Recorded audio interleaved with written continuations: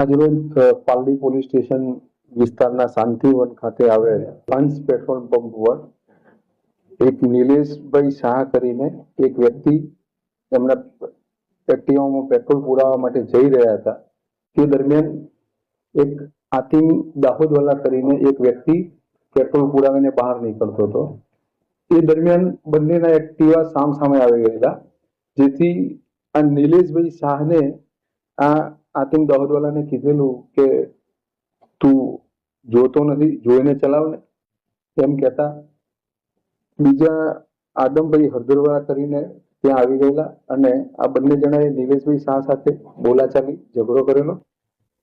એ વખતે નિલેશભાઈએ બીજા અંશ શાહ અને વંશ શાહ કરીને બે ભાઈઓને બોલાવેલા. દરમિયાન બંને પક્ષ વચ્ચે બોલાચાલી, ઝપાઝપી, મારામારી થયેલી અને બંને અલગ અલગ હોસ્પિટલમાં દાખલ થતા બંનેની ક્રોસમાં ફરિયાદ લેવામાં આવી છે. સુધી આ લોકો બંને હોસ્પિટલમાં સારવાર લઈ રહ્યા છે.